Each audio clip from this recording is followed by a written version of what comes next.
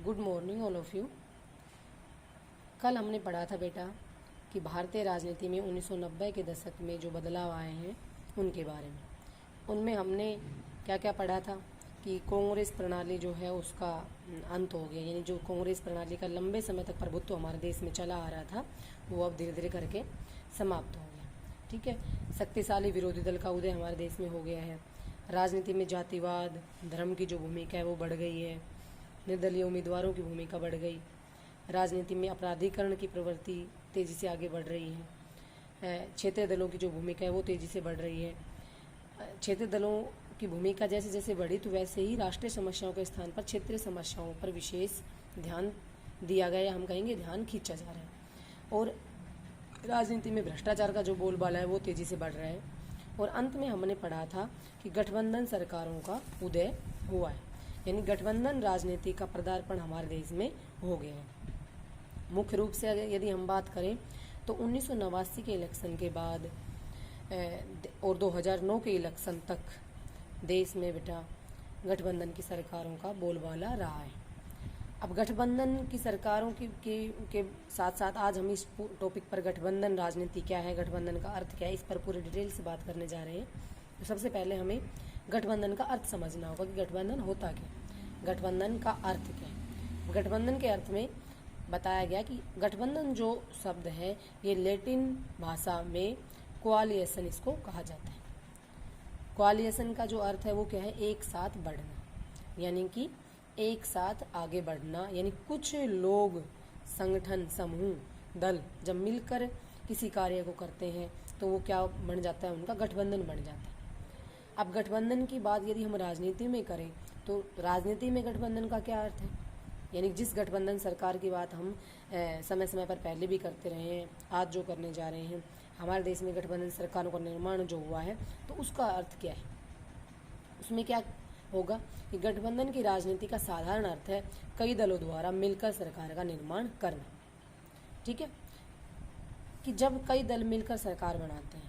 अब कई दल मिलकर सरकार कब बनाते हैं, क्योंकि सभी दल इलेक्शन में भाग लेते हैं और इलेक्शन आफ्टर इलेक्शन क्या होता है कि किसी भी दल को स्पष्ट बहुमत नहीं मिल पाता, पूर्ण बहुमत किसी दल को नहीं मिला। और अब क्या होगा, सरकार बनानी है तो क्या किया जाएगा कि सबसे जो पहली पहल की जाती है वो कौन करता है, सबसे बड़ा दल। सबसे बड़ा दल अन्य दलों को अपने साथ लाने की कोशिश करता है और जब वे कई दल मिलकर सरकार का निर्माण करते हैं तो क्या बन जाता है, वो जो सरकार बनती है वो क्या रूप होता है सरकार का, गठबंधन की सरकार। ठीक है, अब बात आती है कि ये गठबंधन इलेक्शन से पहले बनते हैं या आफ्टर इलेक्शन बनते हैं। तो ये कोई ज़रूरी नहीं है कि कोई भी गठबंधन इलेक्शन से पहले भी बन सकता है और इलेक्शन के बाद भी बन सकता है। यानी कि इलेक्शन से पहले यदि दलों को स्थिति के आधार पर ये समझ में आ जाए कि भाई जो देश में चुनावी माहौल है कि उसमें किसी एक दल को स्पष्ट बहुमत मिलेगा या नहीं मिलेगा, यदि उनको लगे कि हमें स्पष्ट बहुमत नहीं मिल पाएगा तो वो क्या करते हैं, चुनाव से पहले ही कई दल मिलकर अपना एक गठबंधन बना लेते हैं और उसको कोई नाम दे देते हैं। उदाहरण के रूप में यदि मैं आपको बताऊं तो 1999 के जो इलेक्शन हुए थे, 1999 के इलेक्शन में भारतीय जनता पार्टी और अन्य 24 दलों ने मिलकर एक गठबंधन बनाया था अपना इलेक्शन से पहले ही, और उसको नाम दिया गया था राजग, राष्ट्रीय जनतांत्रिक गठबंधन,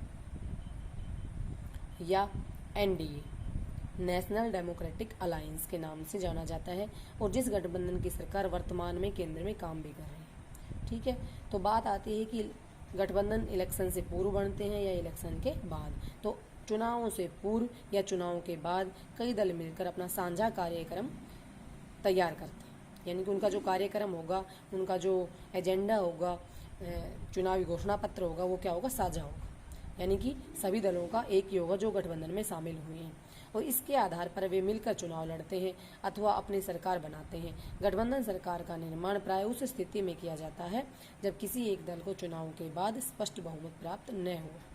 आपको बताया ना मैंने अभी कुछ देर पहले ही कि जब किसी भी एक दल को स्पष्ट बहुमत प्राप्त न हुआ हो तो किसकी सरकार बनती है, गठबंधन की सरकार बनती है। तो क्या होता है, उस समय जब किसी को स्पष्ट बहुमत नहीं मिलता, तब 2 या 2 से अधिक दल मिलकर संयुक्त सरकार का निर्माण करते हैं। यानी कि मिनिमम कितने दल हो सकते हैं, 2, और अधिकतम की कोई संख्या नहीं, कितने भी दल मिलकर सरकार का निर्माण कर सकते हैं। ऐसी सरकार में प्राय सभी राजनीतिक दल अपने दलों के संकीर्ण व विशेष हितों को त्याग कर एक निश्चित कार्यक्रम पर अपनी सहमति प्रकट करते हैं। सबसे बड़ी बात है, क्योंकि सभी राजनीतिक दलों के अपने अपने अलग अलग कार्यक्रम होते हैं, सभी राजनीतिक दलों का अपना चुनावी घोषणा पत्र अलग होता है, लेकिन यदि वो गठबंधन की सरकार बनाने जा रहे हैं और यदि उन्होंने चुनाव से पूर्व गठबंधन बना लिया है तो उनका एक ही साझा कार्यक्रम होगा, किसी भी प्रकार का अलग उनका कुछ नहीं होगा, उनका एक साझा कार्यक्रम होगा जिसके आधार पर वो आगे काम करेंगे।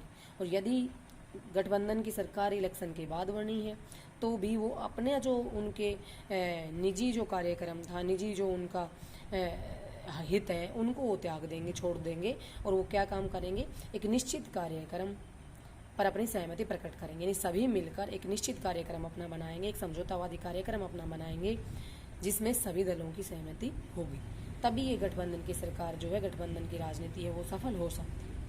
ठीक है, अब इसके बाद आती है कि गठबंधन सरकार की विशेषताएं क्या है, यानी कैसी सरकार हम पहचान कर पाएंगे ये सरकार गठबंधन की है या नहीं। तो विशेषताएं, गठबंधन सरकार की विशेषता, इन विशेषताओं में सबसे पहले आता है समझौतावादी कार्यक्रम। गठबंधन सरकार का जो कार्यक्रम होगा, मैंने अभी बताया था ना आपको कि जब ये सभी दल मिल जाते हैं तो उनका अपना अलग अलग कोई कार्यक्रम नहीं होता, अलग अलग कोई एजेंडा नहीं है जिस पर वो काम करेंगे। सरकार बनाने के बाद उनका क्या होगा, सबका समझौतावादी होगा, यानी जो कार्यक्रम बनेगा, जिस नीतियों पर सरकार काम करेगी वो सबका समझौतावादी होगा, यानी सभी उस पर सहमत होंगे। कौन सा, सभी जो दल गठबंधन में शामिल हुए, तो उनका जो कार्यक्रम है वो कैसा होगा, समझौतावादी होगा, जिस पर ये नहीं है कि भाई एक दल ने मान लिया दूसरे ने नहीं माना, क्योंकि यदि इस तरह से होगा तो फिर वो गठबंधन बिखर जाएगा।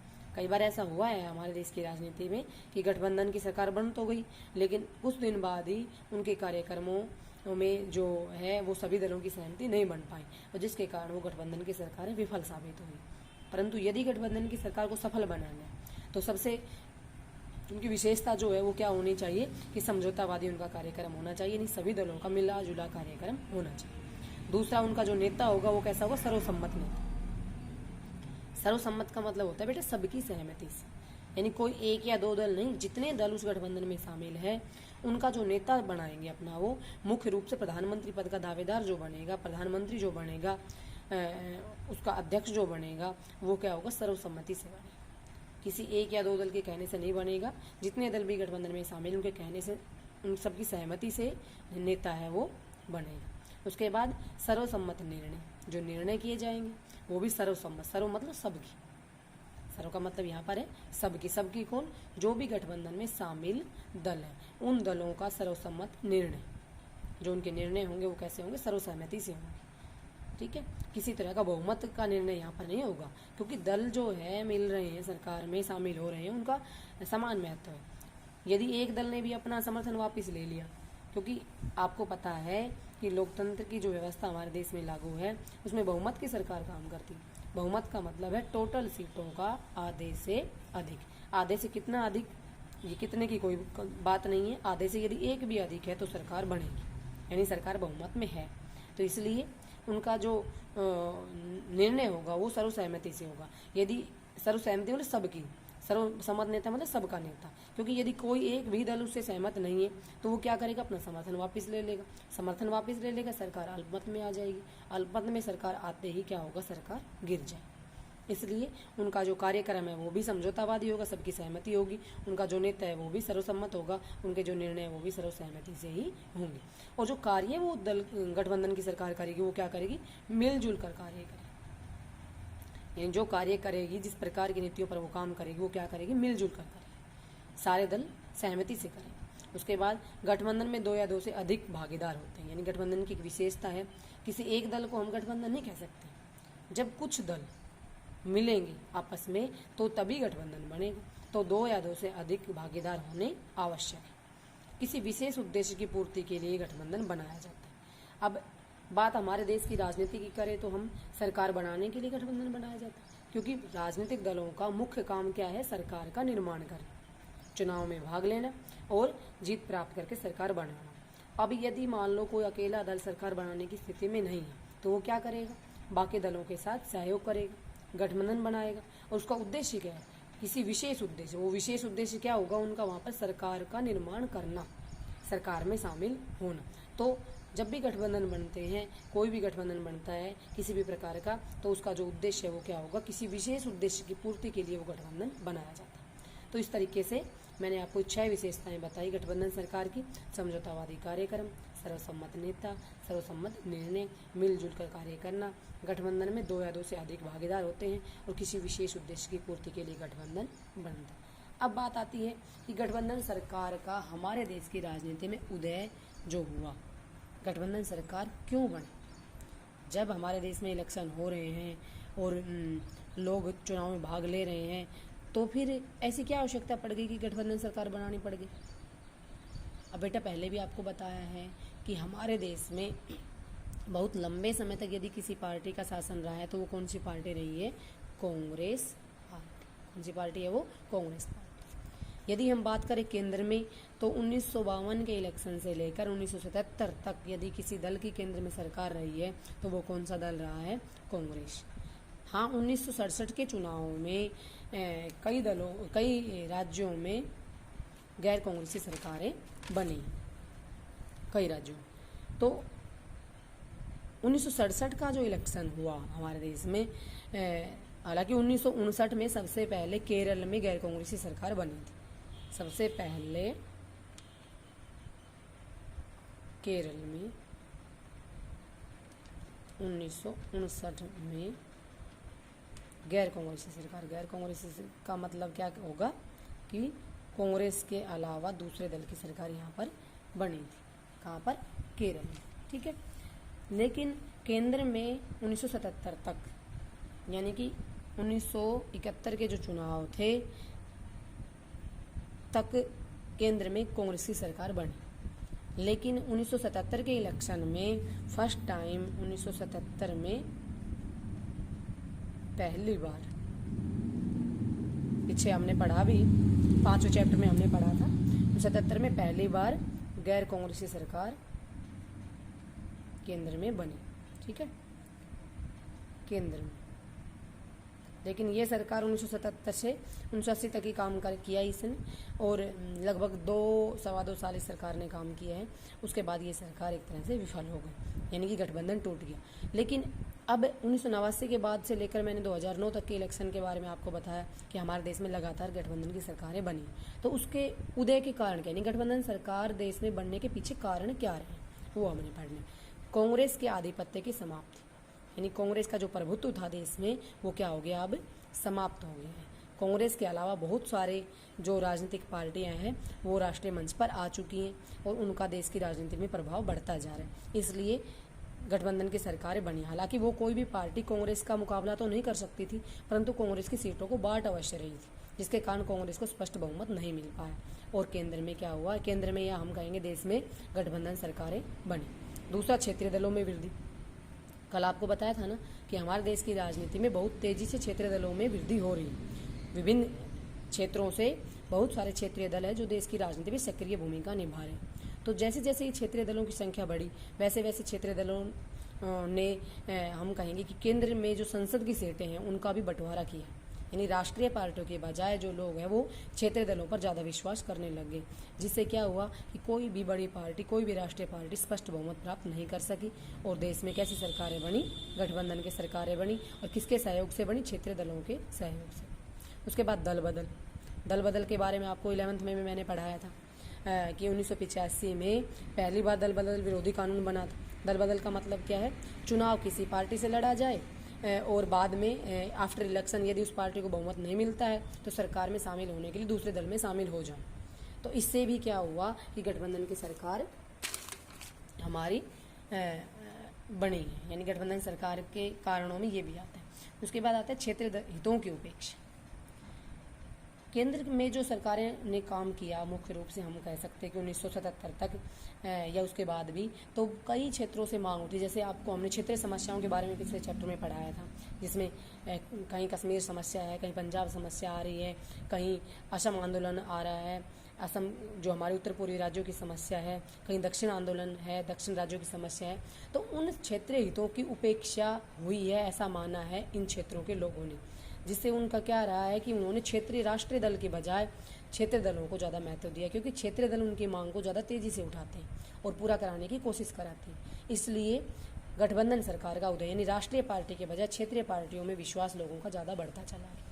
क्यों बढ़ा? क्योंकि उनको ये एक तरह से उम्मीद थी कि उनके जो क्षेत्रीय हित हैं उनकी पूर्ति क्षेत्रीय दल ही कर सकते हैं। तो इन सब कारणों के कारण हमारे देश में क्षेत्रीय गठबंधन की सरकार का उदय हो। अब आती है कि गठबंधन सरकार का भारतीय राजनीति पर क्या प्रभाव पड़ा, यानी हमारे देश की राजनीति में जो गठबंधन सरकार है वो उसका क्या प्रभाव हमारे देश की राजनीति में पड़ा। तो सबसे पहला प्रभाव आया कि अस्थायी सरकारें बनी। देखो बेटा, एक तो एक ही दल की सरकार देश में, हमारे देश में लोकसभा के इलेक्शन होते हैं, कितने समय के लिए होते हैं? 5 वर्ष के लिए, कि एक बार इलेक्शन हो गई, सरकार यदि ठीक ढंग से काम कर रही है तो वो 5 वर्ष तक काम करेगी। तो 5 वर्ष तक काम करेगी, लेकिन यदि कई दल मिलकर सरकार में शामिल है और इन 5 वर्षों के दौरान यदि उन दलों में किसी बात को लेकर आपसी असहमति बनती तो वो क्या करते, बीच में अपना समर्थन वापस ले लेते, जिससे क्या होता है कि सरकार समय से पहले ही गिर जाती। तो एक तो सबसे बड़ी बात, सबसे बड़ी दिक्कत जो हमारे देश में आई वो क्या हुई, अस्थायी सरकार का उदय हुआ, यानी अस्थायी सरकारें बनी। दूसरा, नीतियों में निरंतरता का अभाव। नीतियां जो बना दी है, देखो एक तो एक दल नीति बनाए और एक कई दल नीति बनाए। अब कई दल जब नीति तो बना लेते हैं, लेकिन उन नीतियों को पूरा कराने में जब वो काम करने लगते हैं तो वो ठीक ढंग से सहमत नहीं हो पाते। कहने को तो वो समझौतावादी कार्यक्रम, समझौतावादी निर्णय सब कुछ उन्होंने बोला हुआ है, लेकिन जब वो काम नीतियाँ लागू होती है तो कोई ना कोई एक दल उन नीतियों में अपनी कोई ना कोई, कहते हैं कि भाई उन नीतियों में निरंतरता नहीं बन पाती, यानी कि सरकार यदि बीच में गिर गई तो जो नीति सरकार ने लागू कर रखी है वो कार्य रुक गया वहीं पर, इसलिए नीतियाँ जो है निरंतर रूप से लागू नहीं हो सकती। राष्ट्रीय एकता को खतरा होता है, जैसे कि आपको बताया कि गठबंधन सरकार में क्षेत्रीय दलों में वृद्धि हुई है, क्षेत्रीय दलों की जो भूमिका है वो बहुत ज़्यादा बढ़ गई। अब क्षेत्रीय दलों की भूमिका बढ़ने से राष्ट्रीय दलों की बजाय क्षेत्रीय दलों में लोगों का विश्वास बढ़ता जा रहा है, जिससे क्षेत्रीय मांगे बहुत तेज़ी से आगे आ रही है। जैसे हमने देखो तमिलनाडु में बताया था आपको, डीएमके, AIADMK, पंजाब में अकाली दल ने, असम या पूर्वोत्तर राज्यों में जो कुछ पार्टियां मिजो नेशनल फ्रंट के बारे में हमने पढ़ा, असम गण परिषद के बारे में हमने पढ़ा, तो उन सब पार्टियों ने क्या किया, अपनी क्षेत्रीय मांग को उठाया। अब क्षेत्रीय मांग जब उठेगी तो राष्ट्रीय एकता को क्या होगा, खतरा पैदा होता है। तो देश में विभिन्न भागों में अलगाववादी आंदोलन भी चले और राष्ट्रीय एकता को खतरा इससे पैदा। और लास्ट जो बात है, सबसे बड़े जो बात आती है, प्रधानमंत्री की जो स्थिति है वो क्या हो गई, बहुत कमज़ोर हो जाती है। प्रधानमंत्री देश का नेता होता है, प्रधानमंत्री सरकार का नेता होता है, सरकार का मुखिया होता है, और यदि प्रधानमंत्री की जो स्थिति है वो कमज़ोर पड़ गई, यदि सारे दल उस पर हावी हो गई, प्रधानमंत्री अपनी निर्णय लेने में स्वतंत्र नहीं है, तो हम क्या कह सकते हैं कि देश की जो कमान है, देश की जो सरकार है वो क्या है, कमज़ोर है। और पिछले गठबंधन की राजनीति में हमने पढ़ा है, पिछली गठबंधन सरकारों के में हमने पढ़ा है कि प्रधानमंत्री की जो स्थिति है वो काफ़ी कमज़ोर रही, क्योंकि सभी दलों के को खुश करने में वो लगा रहता है और समय समय पर उसकी जो नीतियाँ हैं वो अन्य दलों द्वारा प्रभावित होती रहती हैं, जिससे प्रधानमंत्री अपनी जो निर्णय लेने की उसकी क्षमता है वो क्या है, काफ़ी कमज़ोर हो गई है। तो प्रधानमंत्री की जो स्थिति है वो कमज़ोर है। देखो बेटा, अगर आप संसदीय शासन प्रणाली की बात करो तो प्रधानमंत्री की जो स्थिति है वो बहुत शक्तिशाली व्यक्तित्व है होता है हमारे देश की संसदीय शासन प्रणाली में। प्रधानमंत्री वो कड़ी है जो राष्ट्रपति और मंत्रिमंडल के बीच में, हमने पिछली बार प्रधानमंत्री की कार्य शक्तियाँ और उसका चुनाव सब कुछ हमने अच्छे से पढ़ा है, आपने समझा भी है। आपने देखा होगा कि प्रधानमंत्री ही वो व्यक्तित्व है जो देश की राजनीति की धुरी होता है। यदि प्रधानमंत्री की स्थिति कमज़ोर है तो इसका मतलब है देश की सरकार भी कमज़ोर है। निर्णय लेने की क्षमता जो सरकार की है वो क्या हो जाती है, कमज़ोर हो जाती है। और जो सरकार समय पर सही निर्णय नहीं ले सकती वो सरकार सफल कैसे हो सकती। तो इस प्रकार प्रधानमंत्री की स्थिति जो है वो कमज़ोर पड़ जाती है। तो ये सारे प्रभाव हमारे देश में गठबंधन सरकार के भारतीय राजनीति पर पड़े। तो जो हमारा गठबंधन का टॉपिक था, गठबंधन सरकार का टॉपिक है, वो कंप्लीट हुआ बेटा एक तरीके से। इससे आगे हम गठबंधन सरकारें अब तक हमारे देश में जितनी बनी है उनके बारे में पढ़ेंगे। तो आपने गठबंधन सरकार का, गठबंधन का अर्थ, गठबंधन सरकार की विशेषताएं, गठबंधन सरकार का जो उदय हमारे देश में उनके कारण, और गठबंधन सरकार का भारतीय राजनीति पर प्रभाव क्या पड़ा है, ये सभी क्वेश्चन आपने लिखने भी है और अच्छे से याद भी करने। ठीक है बेटा, ओके।